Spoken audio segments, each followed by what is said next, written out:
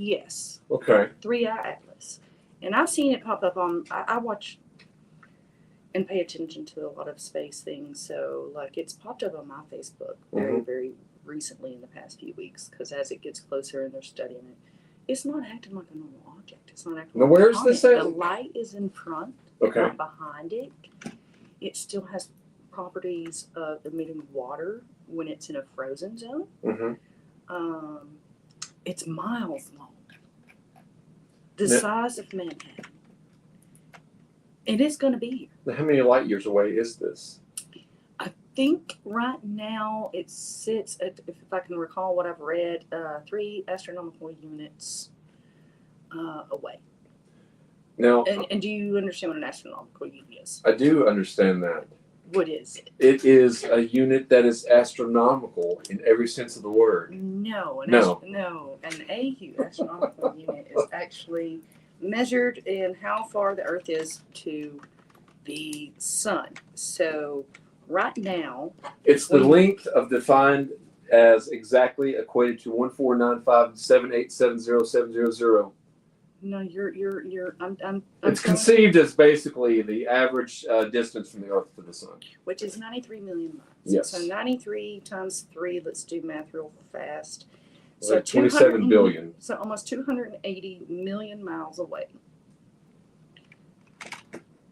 which is really close because Saturn's only like 200. Right. Million. Right. Actually, Saturn's 200 million miles away from. So it's coming this way. It's going to fly by Jupiter. It's going to fly by Saturn. Now, before I got to stop you for just 1 second. And I'm fascinated with it. And that's why I chose this movie. Well, I got to stop you for one moment. I for the people watching, and if you want to watch and go on Facebook or YouTube, I made a boo boo, and somehow you and I'm broadcasting on Facebook. You're broadcasting on StreamYard. So what I'm going to do for the people watching on the Facebook feed, I'm going to shut down that feed and I'm going to continue with Lana's feed on StreamYard. That was a boo-boo on my part. We haven't been here an hour or anything like that to where, let's just write that boo-boo down as your producer. But what's easy is now that I am back on there and it is fine. I'm back. I'm back. Are you back? I'm back on the show. I am back on StreamYard, and it's going to be good. And the reason we really do like to do these lives and such, because it adds a certain element that it didn't add before. Correct, and we're on there, right? You don't get the full camera now, Lana. I do now. It's me and you now. Thank you. But that being said, let's dive into a little bit of this movie, and I'm glad that you chose this. Yeah, but my reasoning is there is actually an interstellar, so an actual alien, because it's not from their solar system, right? Object, and it's the only third one detectable. That's why the name is 3i Atlas, 3 Interstellar Atlas. So they give it 2 names, kind of. It's a slash between that. But right. If people want to look that up, I find it really, really fascinating. Fascinating. Well, often I know the universe is playing as we drift off, and I know that some of these things are discussed on there sometimes, and it's very interesting to learn about the solar system, to learn about a lot of these things that, as an adult, do you really, unless you watch some of these programs, are you really, basically privy to that information all the time? You're not really, are you? No, and if you don't pay attention, then you're going to get other news. Everybody's news is an algorithm and what they like and what they pay attention to. Yeah. I just so happen to like and click and hover around all information about space. So. Right. So let's get into it a little bit. You want to read the synopsis of this movie? Sure. A linguist leads a team of investigators to try and communicate with gigantic spaceships as they touch down around the globe, and I believe there's 12 of them. Yes, there are. And it seems like the movie starts off pretty quickly. Well, we'll get into that in a moment. But we've got, this was a director named, I didn't realize all his body of work until I actually did some research on the show today. But the director was Dennis? No, it's Denise. Yes, yes. And I'm not sure how to pronounce his last name. You want to give that a try? Villeneuve? Yes, I think you're correct. And he has made some really well stylized films. And this was his second feature film, his first being the masterpiece drug cartel movie called Sicario. And if you've not seen Sicario, I would definitely suggest people watch that. I actually have not seen Sicario. There's a second one as well, and it's equally as good. But Sicario is a fantastic movie. He followed that up with Arrival, which is equally fantastic in a slow burn kind of way, which is the movie we're discussing tonight. He did the sequel Blade Runner 2049, and it's kind of a slow burn of a movie, but it's very stylized. It looks great on screen, and he did a fantastic job. It's a little long for my taste, but other than that, it's a good movie. And he's made the Dune trilogy, the brand new Dune trilogy that's out now. There's a new one, I think, coming out this coming December. But this was his second feature.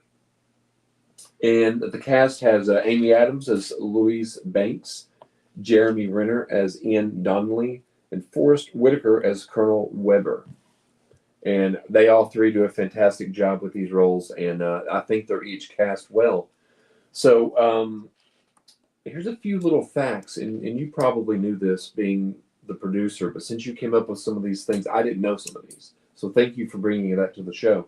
But the original title of the movie was Story of Your Life. Was this actually a novel? Actually a novel, right? So I didn't know this about this film until doing the research, and this was changed. This was the original title, but it was changed after test audiences did not understand the title and did not like it at all. So they changed the title to Arrival, which is also coincidentally the name of a Charlie Sheen thriller from 1996 called The Arrival. I can get how they changed the name, but if you understand one of the major themes of this movie, or actually one of the major, like the lead character, the protagonist, Louise Banks, Dr. Louise Banks, yes, played by Amy Adams, the story really is about her. Yeah. It's not about the aliens. No. The aliens are kind of just the backdrop of the story that she's going through. Yeah, and the theme that linguistics and all of that have to do with time travel, yes, how you understand the universe. Yes. And I think she does a great job at that.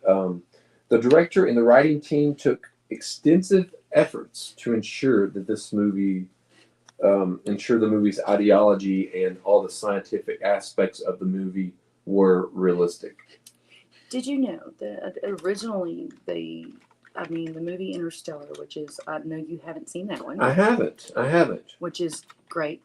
Adam does not like long movies, but that's one of those movies that is long, but it doesn't seem long. It's not that I don't like long movies. A lot of movies I like that are long. Like Beau is Afraid. That was a long movie. That was kind of a slog at some points, I thought, to get through. But I did enjoy it. But I don't like long for... I guess what turns me off in long movies, and this sounds snobbish, I know, but most superhero movies are long. Most, like Titanic is long. Most superhero movies are long. And you shouldn't have a movie be long just for the sake of being long.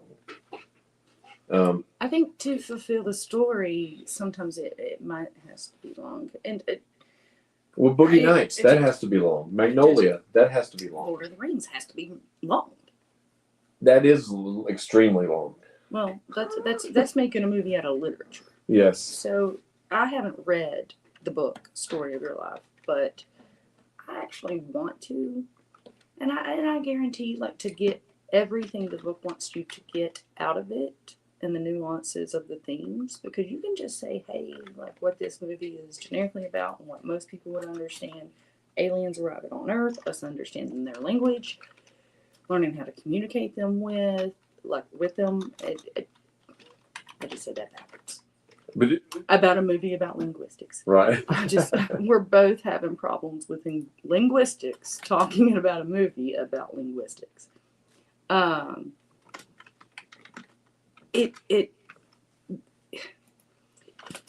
You have to get that blockbuster factor that, like, all masses that are not going to understand that, like, what what's happening actually in this. And this Really honestly, good film. Is this not just a movie? No, it is it a is. film.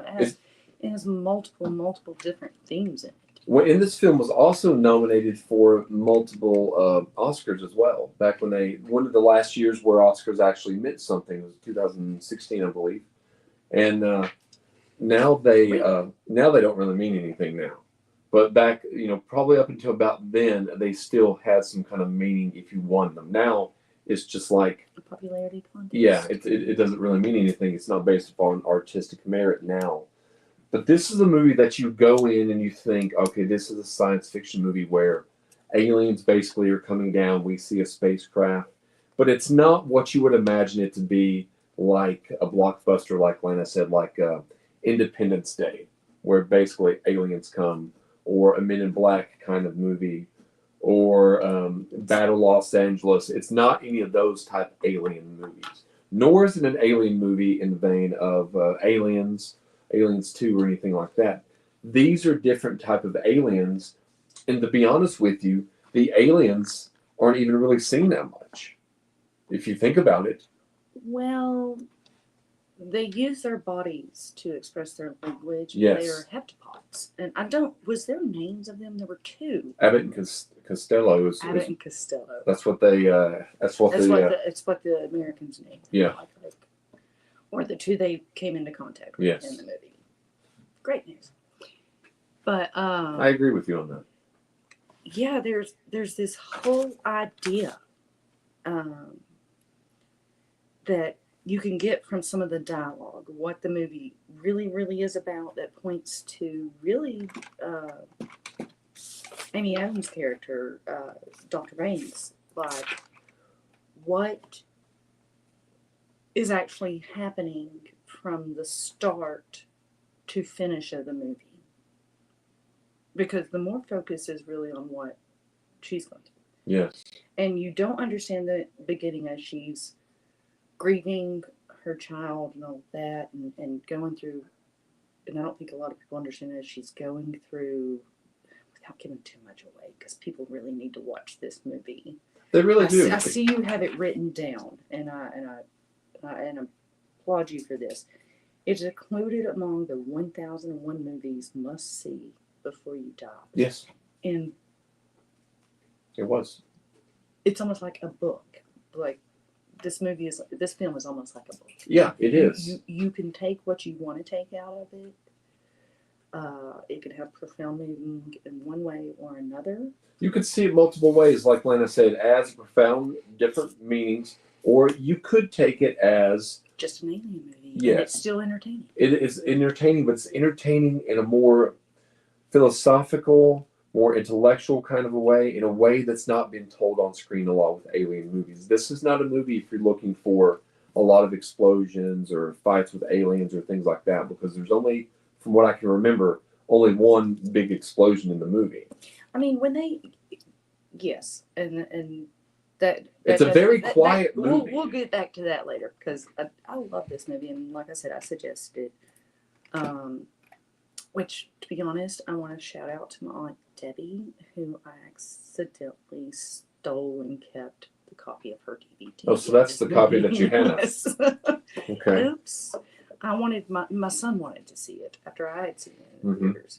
And so. Now, the theater would have been a good experience to see this in. I didn't see it in the theater. I only saw it maybe about a year ago, about a year ago, and then I rewatched it this morning. And I will say it did take me, like I enjoyed it the first time. This time I enjoyed it even more because there were some aspects of it I didn't quite remember. And this time it did. And then I watched a few follow-up videos, doing some research. So I do think this is a movie that you should go out and check out. But before we tell you why, let's finish the facts. We got Amy Adams was the only female actress that was even thought about being cast when the director was shaping the script. And after reading the script, she accepted within 24 hours of the role. That's spot on. Yes.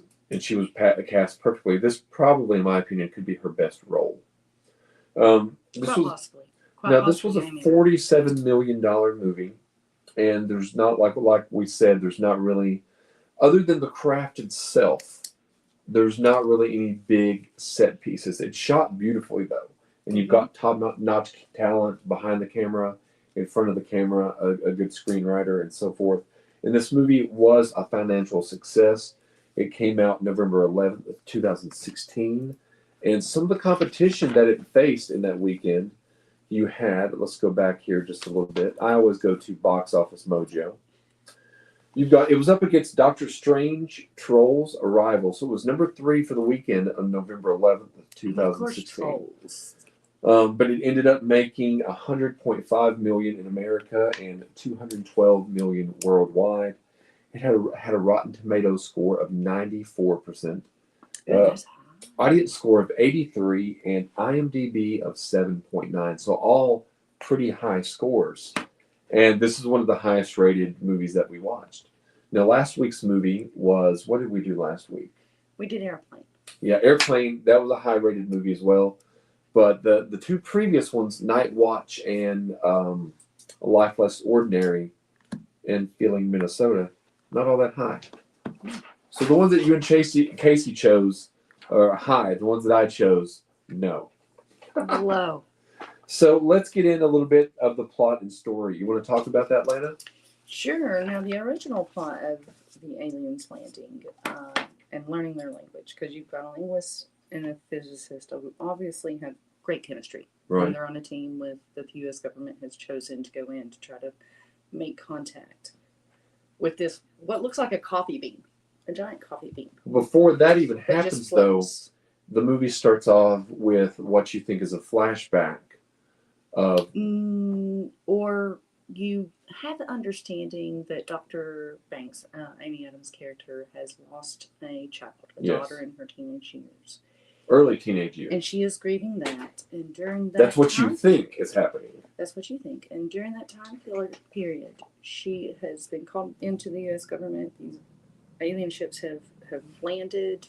And I think at the very beginning of the movie, I can't remember her line, but it is a great foreshadow to the ending of the movie that rounds out like what the movie is. Right. There's a couple of lines and stuff, but like as you go through, you realize she keeps having flashbacks while she's trying to figure out the language, while she's trying to communicate with the aliens. She's also having to language barrier and broker, kind of almost like with the U.S. military, with like the worldwide militaries and politicians, because obviously they landed 12 different places across the world, and to figure out. And one of the best lines in the movie is that language, and I think it's Ian that says this. So that's Jeremy Renner, right? Yeah. Renner. Yes. Okay, sorry. Jeremy Renner. Language is the foundation of civilization. It is the glue that holds people together. It is the first weapon drawn in conflict. Conflict, yeah. And that's true. Because we manipulate language and we talk in code during war, so nobody knows what we are saying. And it moves. But those things can be figured out. What she says probably, and you're thinking of, she says, but now I'm not so sure I believe in beginnings and endings. There are days that define your story beyond your life. Like the day they arrived. The day they arrived, but the beginnings and the endings. That's a very profound, and it's foreshadowing to what you see at the end, which is why I say this is a protagonist focused. It's not really, and you this different theme of what you see coming on, and the aliens and all of this. Because it's not really what you would think of when you think of an alien invasion. The aliens come, but they're not invading what you would imagine. Well, the first, I think, word she figures out that the heptapods are saying. And they have their own language, and let me check my notes, nonlinear orthography. Right. Is the type of language these heptapods speak. And that might not make sense to any of our viewers, and we're going to probably dive in a little bit further. Is that there's no frontwards or backwards to their language, They- which is odd because she named her daughter at the beginning her name, and you know it to be Hannah, which is a palindrome. It's the Yes. same frontwards and backwards. Of course, she's a linguist, and you're like, oh, well, that's cool. And she's explaining that to her daughter, and that's a cute little thing that she's used in her life. That takes on more meaning as you go through the movie. Well, see, they what are they called? Heptapods. Heptapods. They live. I would assume it's because They live they live outside of space and time. hepta is a prefix meaning 7. I think so. 7 angles, but I think they have 7 when they first touch the glass or whatever that you're looking at. She puts her hand to the glass. Yes. She touches it. I think that we have. I'm not sure. Yeah, Hepta is 7. Yeah, they have 7 fingers. Almost if you will. tentacles. Tentacles or fingers, if you will. So that's where you get the names of the aliens. Yes. But their language is in circles. There's no in how they write. So when they conform themselves into these shapes, that's their language. Yes. And it's There very, is no beginning. There is no end. This was one of the ones where I remember when you first said Arrival, I was like, I did like it. It is a slow burn of a movie. It's not a movie. It's not a movie for everyone, but it's a movie that I think that a lot of people that might not would have liked it would like it if you go in knowing this is not an action movie. This is a quiet movie for the most part. Would you agree with that? It's a pretty quiet movie. It's a quiet movie, and I would assume it's probably a slow burn book. I would imagine. The story needs to be told because it's slowly and quietly because it's not to get the main theme. And I said non-linear orthography. It really is non-linear as you watch the movie. Yeah. Your concept of what is going on is neither before or after. And I think it's when she understands the language, she understands that that's how they think, and she begins to think how they think. Yes. Once she truly understands the language, and I think that would go with any language today. Like if you were multilingual or all of that, you start to think differently in how they think in their language, and that's actually proven. Yeah. Well, she does start to think differently, and you have to think also there's something that we watched a little video earlier today. Some of the characters within the film, after they realize certain things, they start to perceive time and thought of it a little bit differently as well. Now, what did you think about the characters in this movie? Now, we're not going to give away the entire movie because this is one. I am just going to say that main characters, and even Hannah, and I don't remember that little girl's name, every bit of all of the characters cast for this movie were meant to play it. Yeah, it was cast perfectly. I'm going to assume that if I read this book and this story, I will envision those characters in your mind. Those characters in my head, yes, as the characters that I'm reading about. I think so too. I would totally agree with that. They fit into them so well, like a glove. And you believe their intelligence, their romance, their diplomacy when it comes to like when they're dealing with military and stuff like that. It's and especially Forrest Whitaker. Yeah. And I do like the concept of this film. I agree with you. Everyone in the film, from one of just on set extras to the main cast, do a fantastic job. I do not see anyone else playing these roles at all. What about do you have a favorite or least favorite scene in this movie? I was trying to narrow this down, and I do enjoy a lot of the scenes where I do like the fact that one of the scenes where she takes off her suit and she goes up and she's like, "They need to see me," they need to see me. Yeah, like They don't abort the mission. They continue on, and she goes, and that's when they start to really learn about Abbott and Costello even more so, because then Abbott and Costello start to communicate differently than they had before. And then Ian, he takes his suit off as well, and they don't have any radiation, and they're not in danger. And I think once that, she steps out to show them, Abbott and Costello, that we trust you. I'm stepping out in trust, in faith. What do you want us to learn? And I think that's a big turning point for the characters. What about yourself? And that's one of my favorite scenes as well. I actually like the ending when you grasp, or towards the ending when you grasp like what her understanding of the arrival was, because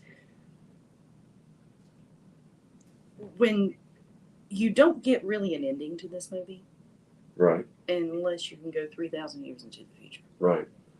And I won't say much on that, but that's the whole thing, because the first word they said was weapon, and then you get all governments and all military involved. Because they perceive the word weapon. We humans perceive the word weapon differently. Well, if you have an alien spacecraft and the first thing they say to you is weapon, and that's the explosion you see, because they do put a bomb on. Well, some rogue soldiers do that. Rogue soldiers put a bomb on the spacecraft. And what they're really bringing... actually killed one of the two. I don't remember which one they They killed. did kill one of them. Abbott or Costello. But one of the things that I did like about that, and you were touching upon it just a moment ago, is the weapon. But it's also, you find out it's a gift to humanity. It's their language. Because when you learn... Yes, and when that language is learned completely, it allows the person to view the time simultaneously recalling or pre-calling their future as if it were memory. Once you master their language, you're able to think, just like you said, and perceive time as the heptapods do. Right. And this also, that gift that the aliens are giving her, basically, it forces her to make a decision. Should I even say why they show up? Like, do we need to go that far into it, or should we let people watch this movie and say, why did they show up? Why did they say weapon first? What is the reasoning for them being here? Because they leave. They leave. They are talked to, they are communicated with, and they leave on their own accord. Yes. But they are actually, almost godlike in a way, because they can see the beginning and the end, and they can see the start and the finish, and that's one thing that Louise begins to perceive time more like the heptapods, and that's why she can see flashes of the future. I think that goes into one of the biggest core themes of this movie. Which is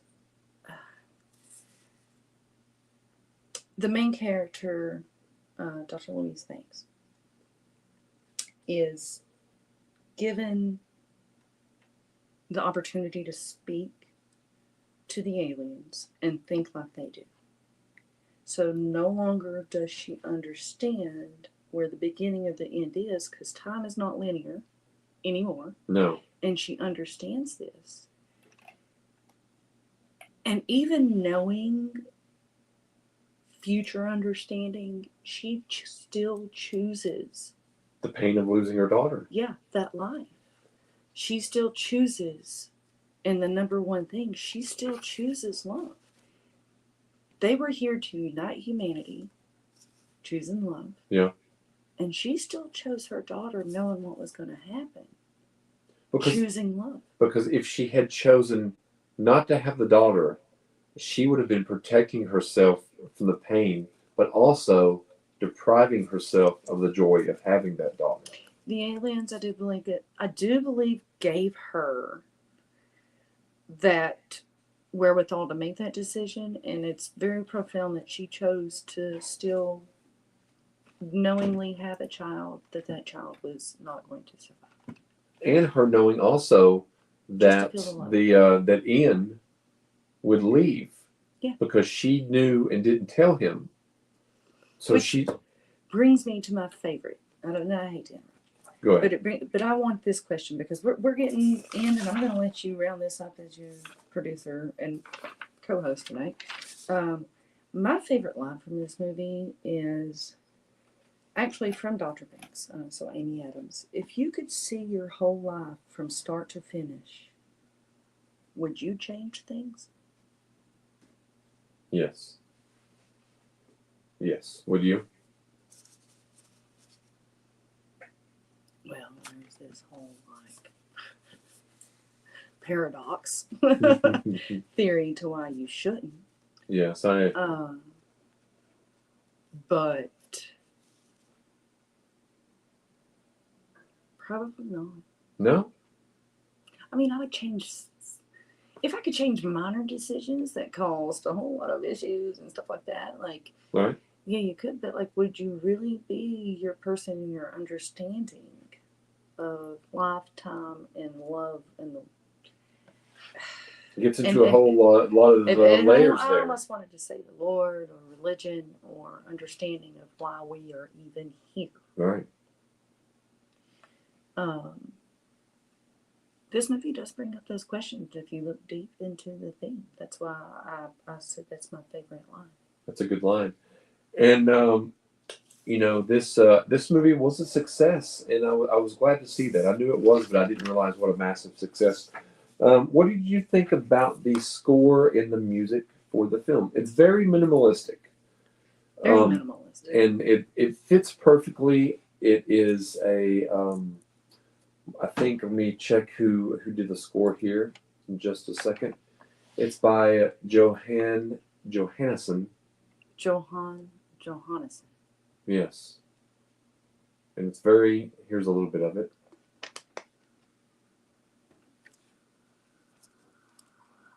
This is the first encounter.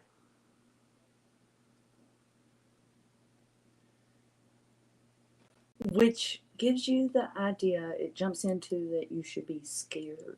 Yeah. Of these beings. Which is most of the world's first response. Yes. Because we are under attack. See, she's teaching a class, and she was like, where is everyone? She's oblivious to what's happening. But she ends up, she does end up writing a book afterwards about the whole experience, trying to explain to people. Yes. But I think the music and score fits this movie perfectly. I think Johannesson does a good job. It sounds as foggy as the it's as foggy as the whole movie is, in a sense, because it's almost like it's the way I remember it, and I actually haven't seen it in years. What, this movie? Yeah. You didn't watch it? No, I did not rewatch it. I have it on DVD. I've seen it a couple of times. I'm winging it here. That's 2 weeks in a row you've not watched the movie. Well, I've seen the movies multiple times. And you call yourself the producer of the show. You're the host. No. Supposed to be carrying on the conversation. I know, that's why my back is all hurt. I'm carrying a show on my back. It's always nice to have, and again, let's shout out to Casey who really wanted to be here. Yeah. And let's give him good vibes. And we don't know the future, but hopefully the future says he'll be back next Friday. Yeah, we will hope so. Now, what did you think about the poster? I posted a couple on the Facebook page today. I think they both are very eye-catching, and it makes me intrigued because it doesn't give anything away than the spacecraft. Yeah, shaped like a coffee bean. Yeah, and it's not a spacecraft that we've usually seen before. No. So I thought that was very original, eye-catching. It highlights the stars, but it also highlights this is... You know, I actually think as they were writing this movie, and I know it's from a story, I think they had to change because right before that, the movie Interstellar came out, like I said, and the idea of building a spacecraft was thrown around to include in this movie. But once Interstellar came around... that being like the blueprints to build what they have, and that was the knowledge they imparted on us, not their language and stuff like that, or their language to be able to read the blueprint, and I think that was taken back just because of Interstellar. Interstellar. I'm gonna have to watch Interstellar. I know it's a long one. I have to watch it though. Would you recommend Arrival? Yes or no, and why? I don't think you even need to ask me that question. I think we both would say yes. I suggested the movie. Yes, you did. Yes, I you did. suggested the movie. And again, the reason I suggested the movie is because there is an interstellar object, the third one we've ever detected. Scientists that have, in any history of being able to observe the universe, that is coming from outside of our solar system, Mm-hmm. and it doesn't belong here. So it has to come from another sun. So it technically is alien. Yes. There is one headed towards us. Yeah. And we don't really know what it is or what to expect. Just kind of like the last one that looked kind of like a giant, like, cigar. I think they're coming to. I think they're coming to be on the show. Oh, you think so? I mean, I hope so. I hope so. I hope we get the first interview. And after the UAP we saw. Yeah. Like, I mean, you never know. collectively, that had a couple thousand. That had a couple thousand views collectively. Yeah. So. Like almost about 3,000 views. Yes, and I would recommend this movie as well. I think it is a very well done movie, not only technically, but in every aspect. You care about these characters. You want to know what this journey is that Dr. Banks is going on, and you kind of learn about these. What were they called? Heptapods along the way, and it's very intriguing.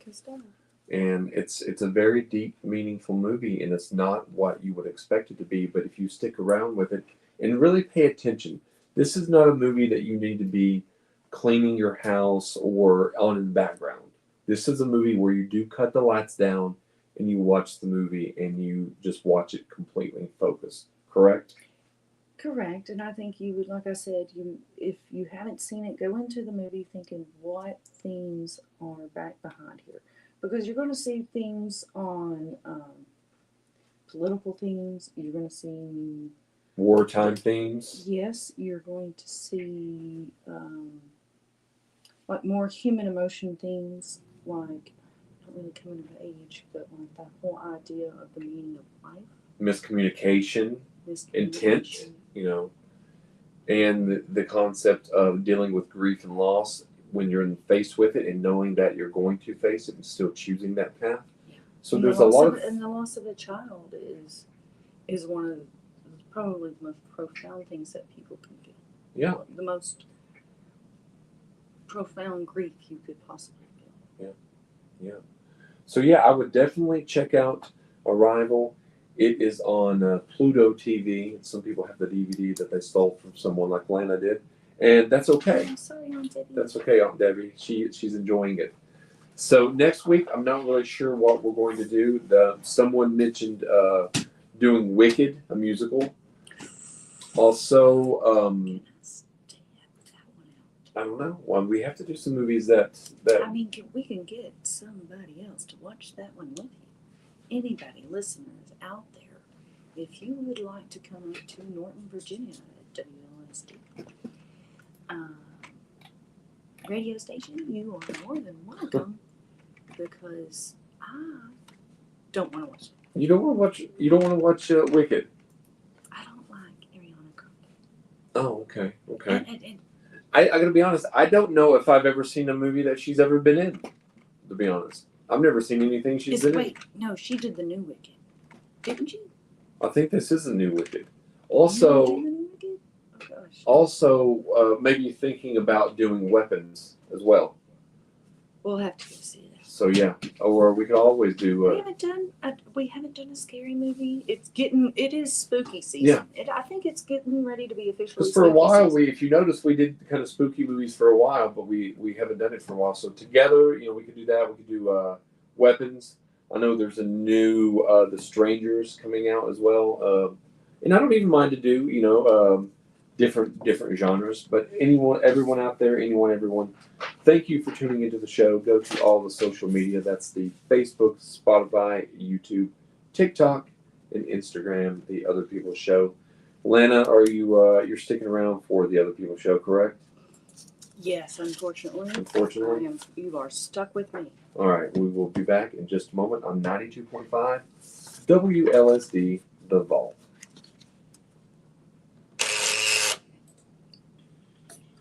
That was loud.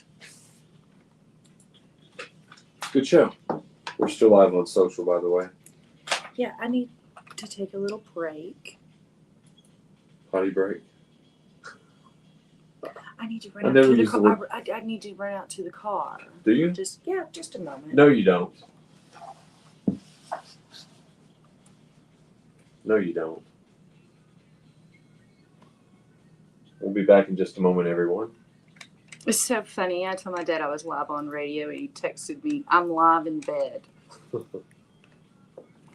He's so tacky. My dad is so tacky. All right, you ready for part Oh, two? no. Bathroom break. Bathroom break. You knocked the sign down. By mistake. Now that you can see the back of the studio. Well, the exit. The exit. We will be back in just a moment, everyone. Stay close to the door in case I'm going to run and leave you for the ghosts, because this place is haunted.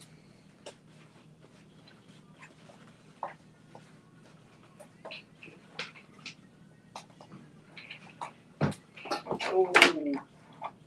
We've got some good questions tonight. Obviously, we won't get through all of them, but I'd rather have quite a few. I don't know how to make it stay. Is it not staying now? I think you have to push it up on the black parts. I'd leave it if it's staying.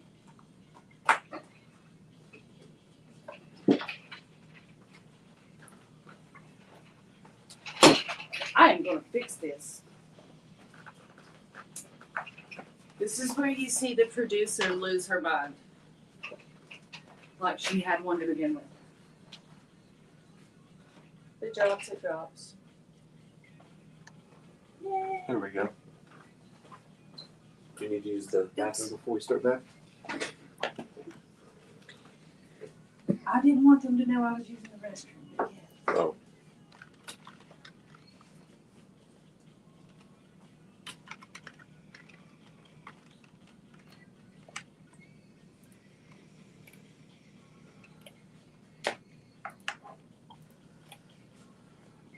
Thanks, Casey and Jeff.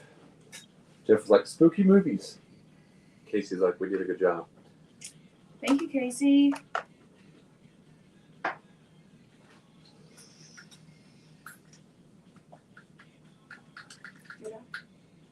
What? Do a good job? Yeah.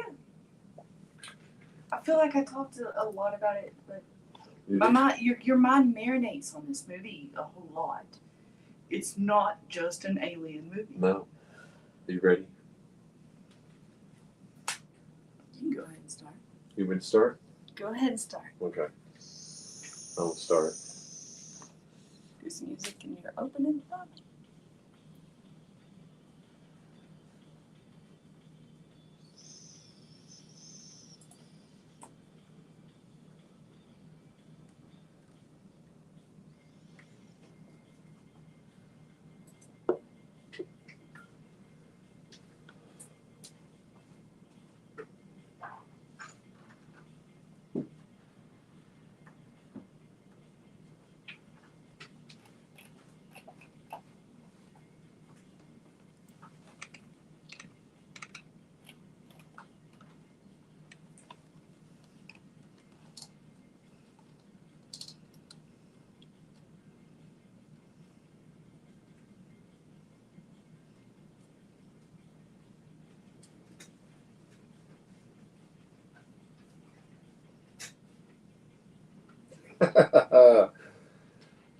And hello, everyone. Thank you for tuning in to The Other People Show.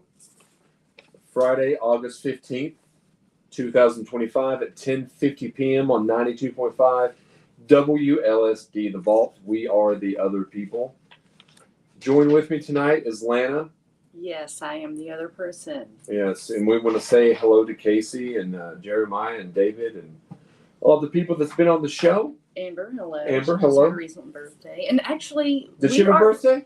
Yeah, I don't know if it was this past week. I don't know. Time to me. Happy late birthday. We just did the Real Talk Show. Time is forwards and backwards for me too, maybe. Yes. But we are wearing specifically our WLSD 92.5 FM 1220 AM shirts because WLSD just had a birthday this past week. WLSD did? Yes. How long? How many years? 72 years. Really? 72. Wow, I did not know that. Now, how did you know? Scott Dickinson. How did you know that? I do believe it was announced. Was it? Yeah, you didn't have cake. I did have. Well, They didn't invite you to no, the party. I'm the black sheep. Oh man, I was at the party. And I'm also doing. They probably have seen where I'm doing the fasting. Not yet. Nobody wants to fast with me. If there is anybody out there listening to this show and that wants to do a 24-hour fast for no other reason than Adam needs clarity, Well, please I volunteer I do think this. in the comments. I put out a statement a few weeks ago. No one really responded to that. The 24-hour fast, in my opinion, it's very easy to do, but no one will join. It's mind over matter. And once you get through the fact, when somebody's belly growls or you get hungry, their first reaction is, let me get something to fill that. But you don't need to do that. Mexican food. Or salsa and chips. Yes, Mexican food. You said that I said salsa and chips wrong.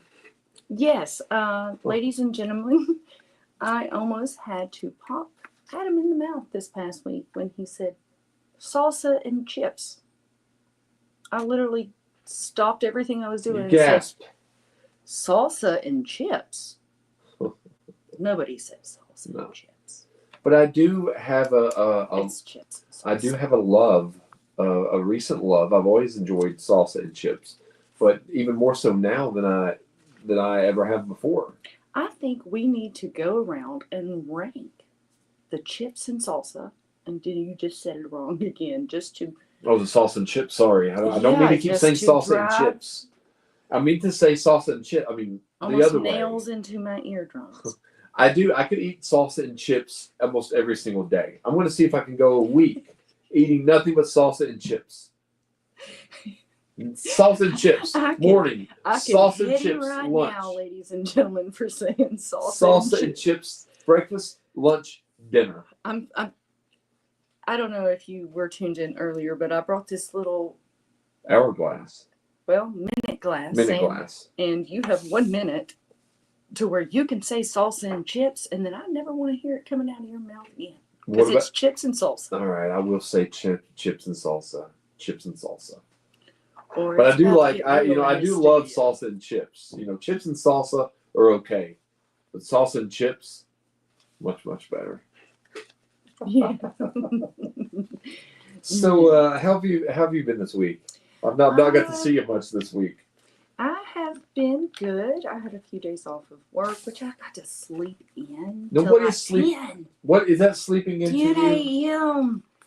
It's been, or if not just a little bit after, it has been great. Now, I did wake up earlier, like my normal scheduled wake up times, but I was like, nope, not today. So typically, what would be your typical when you're working? What time do you normally get up? A little after 7.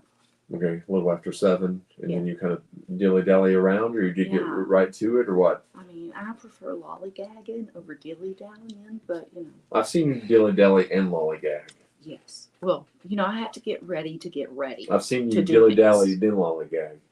Yes. And then lollygag it again. Yes, but I always have to get ready to get ready. And then took a break. And sometimes to get ready to get ready to get ready. Well, sometimes and that's all I'm doing is just that process, getting ready. Or sometimes you're getting ready and you'll stop, take a pause, walk down to the Mexican restaurant, get some salsa and chips, and then go back. and then lollygag some more. It's out, dude. It's Mm. out. You cannot say that. So you slept a little bit, a couple days to 10 o'clock. Yeah. Felt nice. Felt great. Does it feel And then good? the other day I took a nap, like just a couple of hours after I woke up after that. See, I'm not able. I kind of envy that in a way because I'm not really able to sleep late. You know what they call that? And it's a medical term for when you just lay around in your bed all day. Lollygagger. No, it's actually called rotting, and it's actually healthy for you just as much as fasting. Rotting doesn't sound like a very Doesn't sound like a positive very term. positive term, but they call it rotting. That would be like, that would be like somebody calling someone a pet name that's cute, and it'd be, oh, there's my little centipede coming here. That wouldn't be a cute name to call someone, a cute cuddly name. Oh, here's my little 1,000-legged lovely coming this way.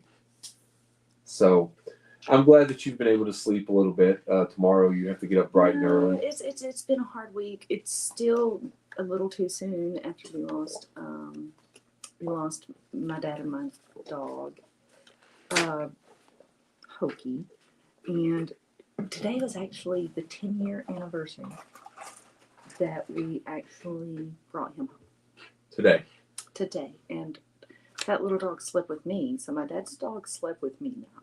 So it was always a shared dog. So R.I.P. to Hokey and happy anniversary. Yeah. Little doggy heaven. All dogs do go to heaven, though. You've seen that cartoon. They do. I have a niece named after the lead character in Ring, or the lead human character in Ring. Right. Okay. Well, now everyone dreams, everyone sleeps. So you had mentioned last night that you kind of wanted to get into some of these weird dreams. So what was it that kind of brought you to like, let's talk about this topic on the show tomorrow night? And the first air date before that of WLSD was August 20th, 1953. So that does make the station 72 years old on August 20th. Well, I guess that you still have time to throw a party.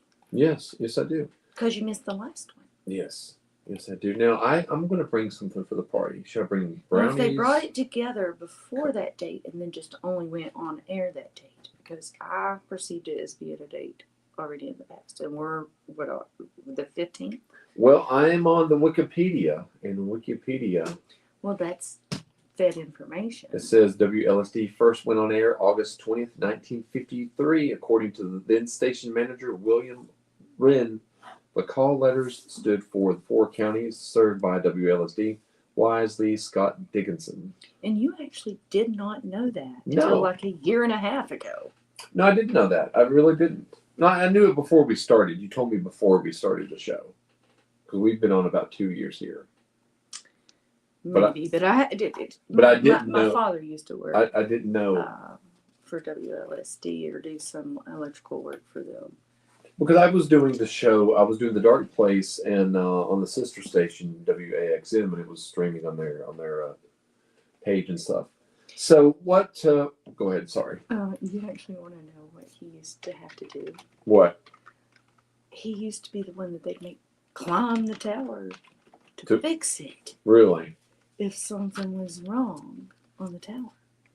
But that would be a very... They'd be like, let's just send... Actually, his on-air call name was Disco.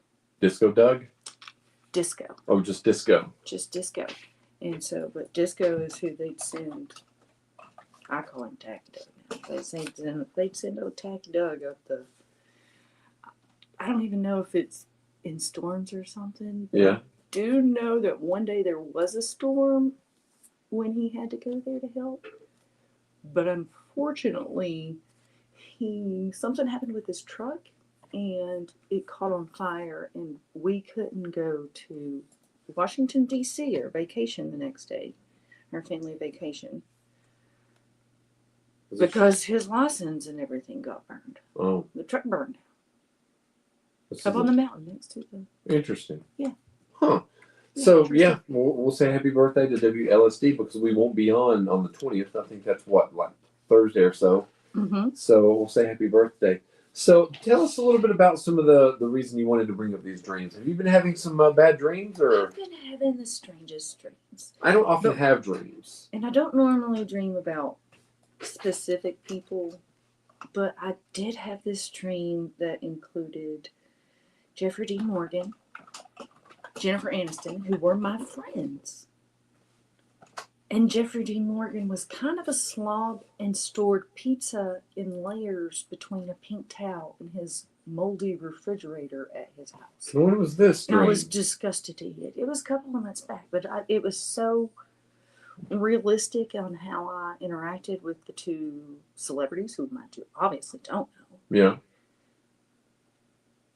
And then the oddness of like, why did I just dream Negan stored, why he didn't use the pizza box to store in his nasty refrigerator, but laying them in a pink towel, Yeah. and then offering me a second like slice like that Out of the pink towel. Yeah, I was just like, no, I can't eat that. I would have been disgusted. Disgusted. Yeah. Now, let me ask you this. Have you ever had a dream? Maybe it just means I need to clean my refrigerator. Or maybe there's some pepperonis in between the towels or something. No, Now, have you, I'd be grossed out if I were drying off and there were any kind of food on there and it got on me. I would just be grossed out. I'd probably pass out, which I'm known to do. Yes, you are known to pass I out. passed out on you a few weeks ago, didn't I? Yes. That makes the second time you've passed out on me. Different circumstances both times. But What's the first Adam has time? actually passed out in my presence twice. What was the first time? You were actually in downtown Wise during Oh, fall yeah. fling. I do you remember passed that. out. Yes. And I won't say exact reason. And I had a panic attack after that as well. You had a panic attack and passed out. Or yes, kind of like passed out. Yeah, I remember that. You had to pull over. Yes. I think I threw up Twice. too. Yeah. I had to pull over twice. You were not okay. I got myself in that panic attack. I do recall that. Have you ever passed out? I passed out on February 19th of this year and actually fractured 3 ribs in 4 different places. You did. Compound fractures. You did. So Other than that, completely split the bones. have you ever done that other than that? No, that's the only time I've ever painted. Okay. So this is a year that I actually don't think you fainted in Wise. I think maybe this was the first time I've seen you pass Okay. out. I've just heard you talk about passing. Yeah, I've passed out a couple times. But I have not. In my life. This was the first time. I mean, I've passed out in the past when I go get my finger pricked to take blood.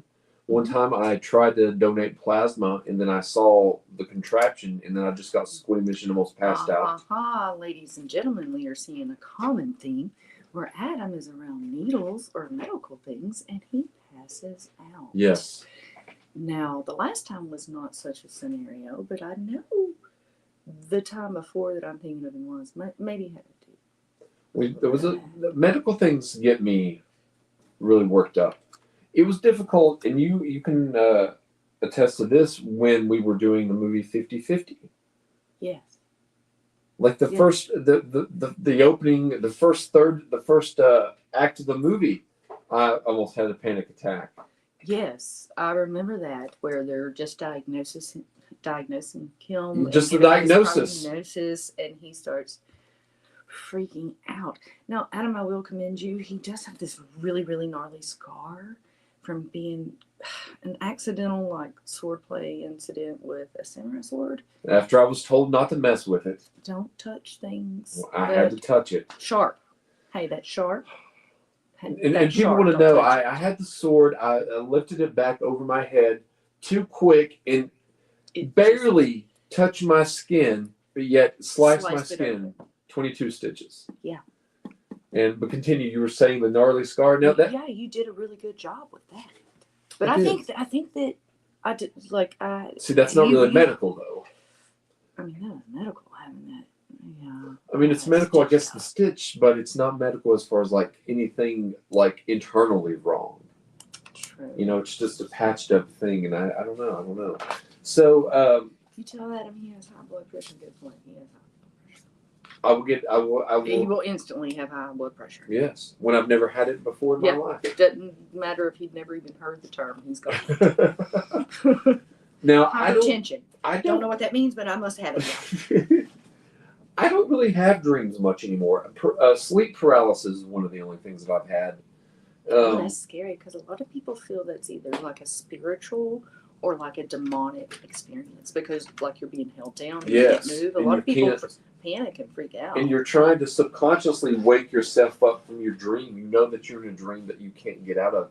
Have you had this sleep paralysis before? Yes, a couple of times in my life, my son's had it as well, and was like, this is one of the scariest things I think has happened because it's almost like were there aliens? Like, back to the alien thing, but yeah, like you can think that you can't move. You have no control over your body, and you can actually see and hallucinate shapes and stuff like that. They know that to be true because you're still in like almost a dreamlike state, Yes. although conscious. Your brain is still in that REM. You've been woken up too fast in the middle of REM. And so REM actually does paralyze you when you're asleep. Yeah, because your muscles throughout the body are paralyzed. You trying to wake yourself up. And there's a cycle of sleep where you go into REM every so often. Right. And if you wake up during that cycle, that's when you experience, like, and this is a scientific thing, like, no, you're not being attacked by demons or. Well, from the research that I've done, for the most part, it says sleep paralysis is kind of a common thing and usually harmless. But if it occurs frequently, then it could be underlying symptom of something else. But other than the special cases where it could be maybe you are visited by something demonic, could be hallucinations about something, but it is a very scary feeling. And so, which would make you feel less squeamish? You are being visited by entities. We don't know if those are spiritual or alien or extraterrestrial and whatever.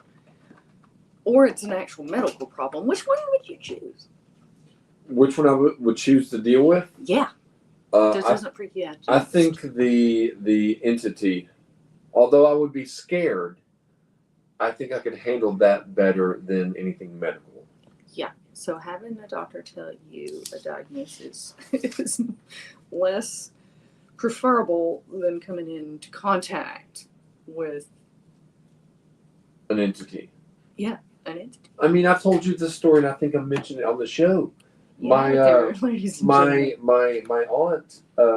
You got an ingrown toenail. Colleen. Adam hits the floor. I went with her. There's an alien. I went with her to the. I went with her to her doctor's appointment. Yeah. And they were telling her what was wrong with her, but I got so sick about it that they had me go out in the hallway and drink orange juice because I almost passed out then. So I can see. So yeah, we're diving into a little bit more about your host. I would take the alien, accompanied by this music. I don't know what to call him. Jason, Adam, Ryan, Jaden, Parker. It just changes. It just changes. Yeah, like the seasons. Every season I've got a new name. Yeah. So what do you hoard or collect? Do you hoard or collect anything? You don't seem to be really. I have a collection of some things, but they're not hoarding levels or too much. Mm-hmm. If it ever gets to an overmuch level, I usually gift or sell or give away when it comes to books, when it comes to albums, when it comes to China, when it comes to anything. Right. I kind of like to give things away. I don't like but just enough that I need, unless it has sentimental value. I do like miniature things. Okay. So anytime I run into miniature things, I want it, but I don't get everything. But I try to take a picture of it. Right. I've seen quite a few pictures on your Instagram of miniature things. Yeah, like I'm obsessed with I've sent you little miniature things many times. Yeah. Yeah. Many times. Many times you've sent me miniature things. Probably 500 times or so. Probably. But and because I like it so well. Right. And what's your fascination with these little miniature things? Like little statues? Is it like little miniature things? Like I've seen little miniature pizza boxes or little miniature Like when they do the mini cooking on the. Yeah, the miniature cooking. Do you get fascinated with that like I do? I do enjoy it. And I enjoy the stop animation or stop motion with the little things too. Yeah. I do like that. That's the first type of filming my son wanted to get into, stop motion. That's what you had mentioned. He would do it with his Lego blocks, and he would do it on my phone. He was like really good with it. Now, what were some of the Lego things that he had, or did you ever have Legos growing up? Did you just put an S at the end of Lego? I said Legos. Did you have any Legos? There's no S plural for But Lego. you can't say did you have any Lego growing up? Yes, you do. There's no S plural according to company. I mean, I know it's called Lego, but I think you would be plural Legos. No, it's incorrect. Legos. You're not a true Lego fan. I had Legos. You have Lego. I had Lego my ego. Now, which sets did you have, or did Xavier have? He had multiple. He had any of the superheroes, because when he was into it, he was much younger. Oh gosh. So like Batman, Joker, Harley Quinn, and then he went into Star Wars, but specific characters, like he had to have the set that came with General Grievance. He was always had his eyes set on Medusa. I couldn't find that one, that miniature figure, because I would have had to spend like $800 on like the whole like 10-pack. Okay. And I was like, nope, can't be doing that. No, that's not a Christmas present that I'm willing to. No, I had a Lego set, and once it was built, it was never taken down until we moved. I also have a DeLorean, Ghostbuster, the Ecto 2. Yeah, the Ecto 2. Things like that, like other little ones that I wanted to build, because he was actually not old enough to play with Lego until they were built. I mainly had like the Lego, like the Robin Hood set. It had like the forest and the castle and things like that. Mm-hmm. And as you know, and everyone's probably tired of hearing, none of my toys from my youth made it back from Washington State. They're still boxed up in the hangar in storage. So that's a little bit of a bummer. The only thing that I would really say I would collect, at one point I did collect washing. Oh. That was dead air right there. Like I was trying to slide him a little bitty note. Yeah, I was. And he can't read. I think it's glasses. Poor Adam. I know. Poor Adam. It's been a difficult year. He's falling apart. I'm falling apart. We're gonna put him back together, better than ever. Stitched back together. We're gonna stitch. So, what can you do now that you can't do a year ago? Well, I was gonna ask you that. Oh, you're asking me that. Okay. We just jumped out of what we were talking about. That's fine. It is fine. What can I do now that I can't do a year ago? I can regulate my moods much better. That's true. I can regulate my moods much better, and that's a big accomplishment for anybody listening that has problems with emotions, feeling too much, and not being able to regulate them, especially when it comes to like sadness or panic or anxiousness and stuff like that. Well, also, like we were talking about on the way down here, that people know. Not just us here, we just happen to be on the radio, but they know each individual one of you for different reasons. And I was naming quite a few reasons that people might know Lana earlier, but you're not naming any positive reasons. No positive reasons. But I was just talking. I was like, I must be infamous. Well, you're everything you're saying. You're probably infamous. Not well known. I'm infamous. But I was mainly speaking of memorable things that's happened throughout the years.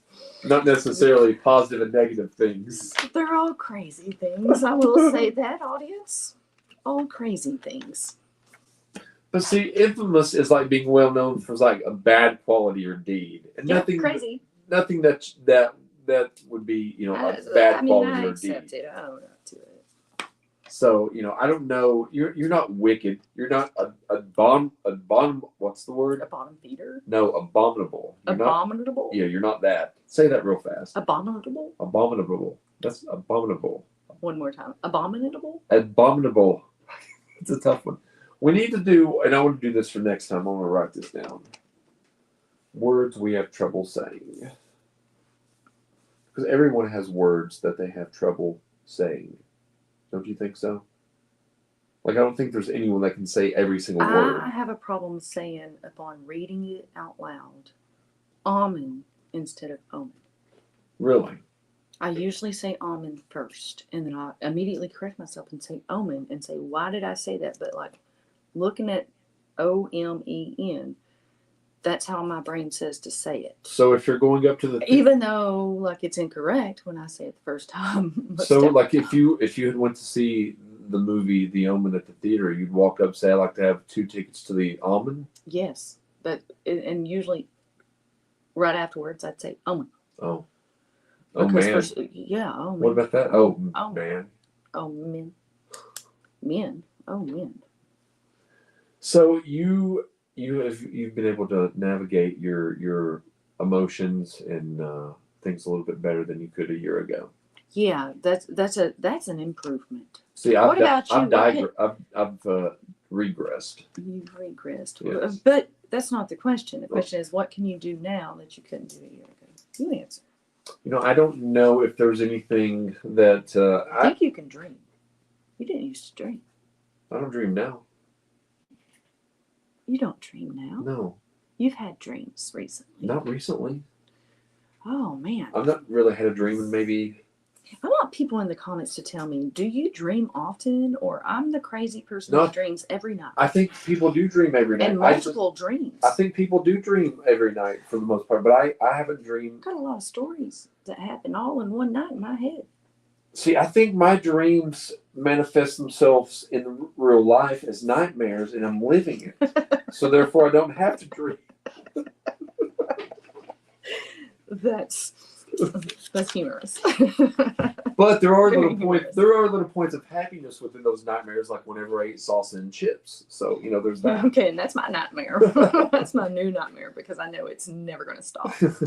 No, but I do feel that that I'm able to solve problems better now than I was about a year ago, and I do feel that I'm able to take life's punches and stabs and stuff more than I could a year ago as well.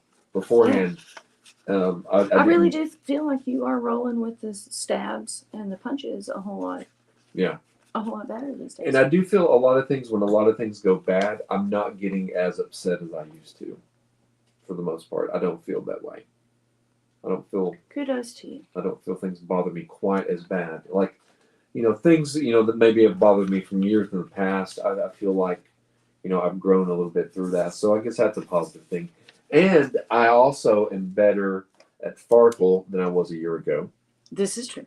And Sequence. This is true. And I've regressed with Uno.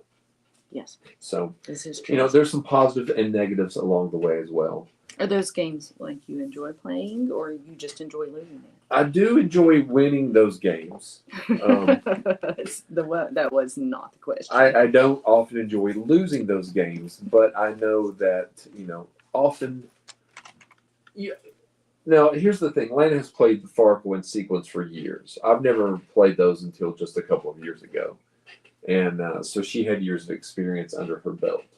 So, I will give you, kudos when it's due. You were the champion. You raised your arm. These are games that I teach to people. They're very old and they're very simple games. And if you haven't checked them out, Sequence is never going to be on sale, but it's $19.99. Probably at Walmart. I don't think I've seen unless inflation has hit that game too. I have never seen it for a different price in 20 plus years. How much? 20? 20. As long as I've had the game. Well, I'm going to name a couple of games, and you tell me if you remember some of these games and whether you enjoy these. Aggravation. I don't remember that. Axis and Allies. I never played the game. But you've heard of it, though. Yes. Battleship. I mean, I can play it. Boggle.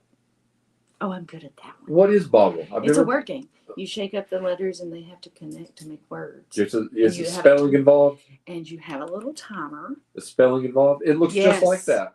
Yes, you have that is the Boggle. Is that the Boggle timer? It looks just like this. I don't know. It just has a lot number on the top. So, no, it doesn't say Boggle. So Boggle, you have to be able to spell. Well, you're trying to boggle your mind. Or you don't want it to boggle your mind. Even if it has to be at least 3 letters, you need to write down.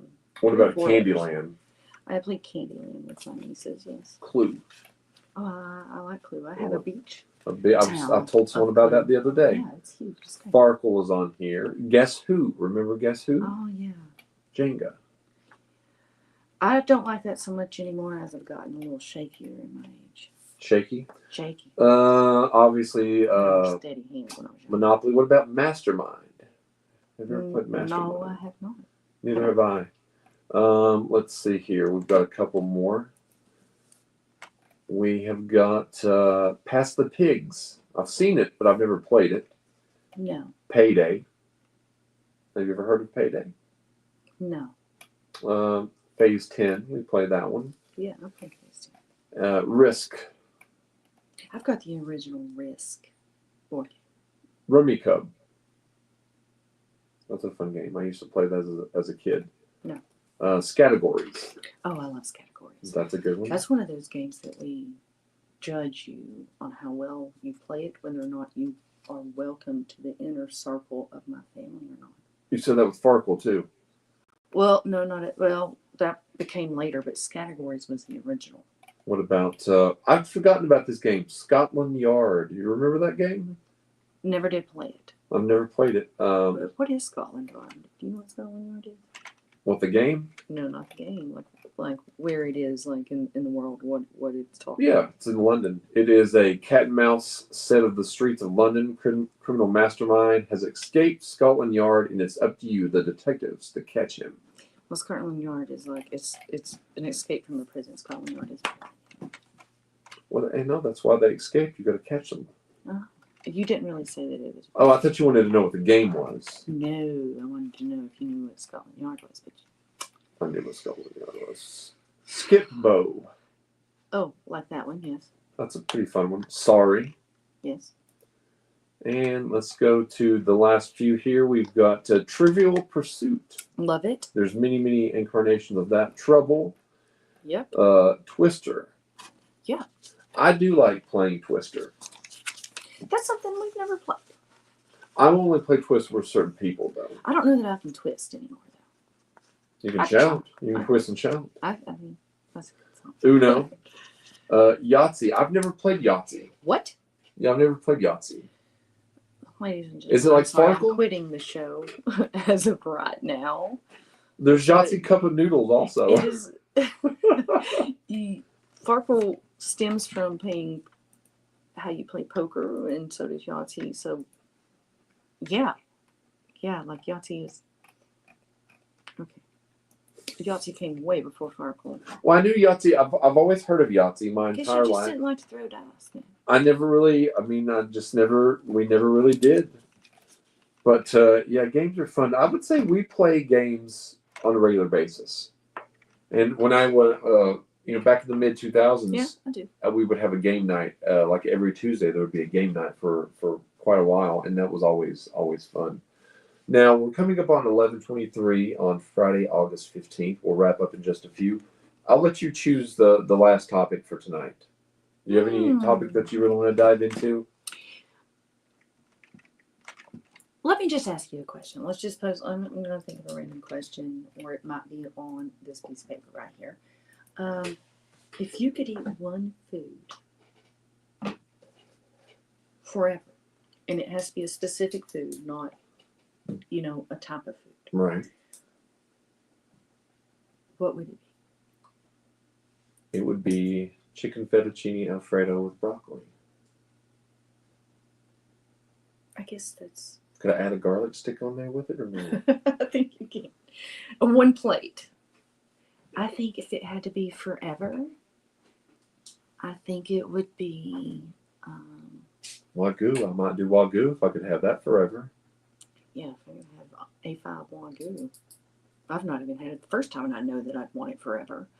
And I would want some of those. I think I could do a type of fish. Maybe not fish. I would get tired of chicken, but I don't think I. Would you get tired of chicken? I eat chicken a lot. I like chicken. I've eaten But 3 I chicken know sandwiches. I would have dumplings, like southern dumplings, Right. like chicken and dumplings. Okay. Only minus the chicken, just the dumplings. I know I'd have green beans, which is my favorite food. I like green beans. Green beans you can't just eat to just sustain you. So I like asparagus if fixed properly. Yeah. I don't need it looking like octopus tentacles. And then I would that'd be about it. That'd be about it. What beverage would you have if you could only drink If one I could beverage? only drink one beverage for the rest of my life, Yeah. can it be coffee? It can be whatever beverage you want. Would you want that though? Coffee with every meal? You'd have. You'd have a nice. I'd have a bad smile. No, but it would be hard. Like imagine you're having a nice steak, some mashed potatoes, some green beans, and then you're washing it down with coffee. Well, I could say water because it's much healthier and needed, but But you would say coffee then it though. takes away coffee. I mean, I would have to choose water. But I'm addicted. Water's I'm not mainly, addicted to water. I drink it because it's good for you. I'm don't, addicted to coffee. But you don't like water. I don't mind water. You don't mind water? But I love coffee. Do you drink more water since I've known you? I mean, that's a better answer than me saying bourbon. Because I could say, well, if I'm going to drink one more thing, that's all I got to drink. And it takes away all the other drinks. Can I say bourbon? You could say, you could say that. I actually want to change my answer. To bourbon? Yeah. I mean, if it obviously, water due to the health factor, if it wasn't, if it wouldn't rot your teeth or anything, I would choose some type of lemonade. If that wasn't a factor, because I like a good lemonade. But other than that, I would choose water.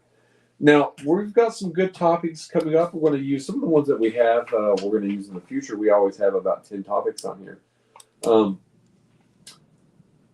Would you prefer a personal chef or a live-in maid?